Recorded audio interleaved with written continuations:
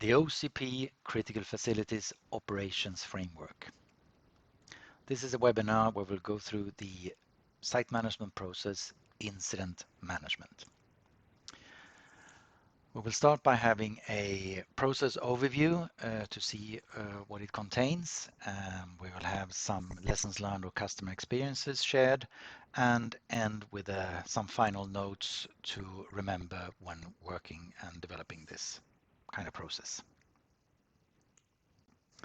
So where is the incident management placed or related in the OCP framework? Well, it's part of site management, and it is one of the processes found in the framework. There is a separate webinar informing you on where you can find the framework for free and download it.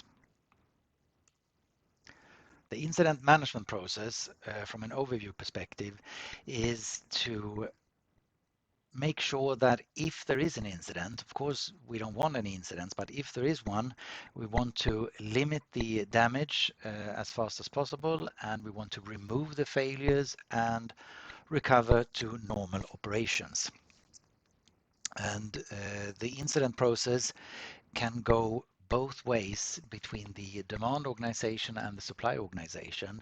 An incident may start at the end user organization side where they have problems and they need to make sure that the critical facilities site operations team is aware of that to investigate whether that's the where the problem is.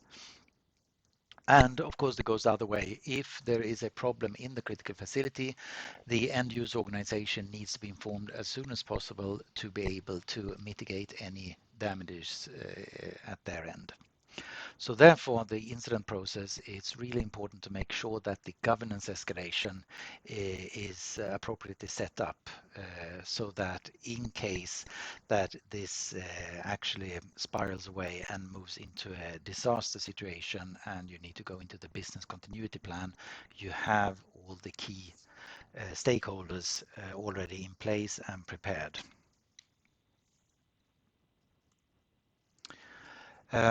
One of the lessons learned is that in one case we had the environmental controls. They broke down during some holidays and a cooling technician was automatically sent out based on the alarm and tried to resolve the problem, but actually needed more help and needed to escalate to make sure that the appropriate people were informed. The problem was that since this was summer holidays, the cooling technician was not able to reach the appropriate contact who was out of office, and that meant that it took more than 4 hours before the correct decision makers were involved, and it took a very odd way of going there. The lesson learned from this one, of course, was that based on this, the incident process for this specific site operations team was thoroughly reviewed by both the demand organization and the supply organization, and it was also rehearsed and tested that the involved people were better prepared for the next time. Luckily, the environmental controls that broke down, it didn't lead to an actual incident that created any damages to the IT equipment that was running there, but it was definitely outside the service levels and there were penalties involved. So some final notes on this is that there's a real importance of focusing also on the border list. Who is responsible for what and who is it to be escalated to? In this example, should the cooling technician escalate to its own group manager, or should it escalate to the site owner's representative, or was it directly to the site management function? These kind of things were not really fully clarified in the border list. It was only focused on fix the problem and we assume you will fix it yourself and not need to escalate. That was one of the important things there. So focus on having made sure that you have a border list that covers all different types of the site systems categories. I mean, it could be power distribution or environmental controls or security systems. Do you really know which vendor or which team or function is responsible to ensure to resolve any issue within a specific technical area?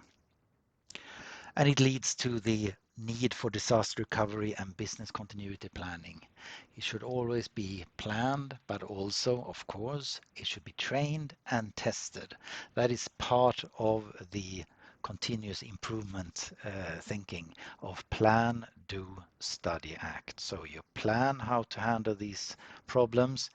You do it by testing it and training it, and you study if it works well, and if it does, you implement it, and if it does not, you correct it and you do again until it works well, and then you act on it and have it ready for the day when it's needed.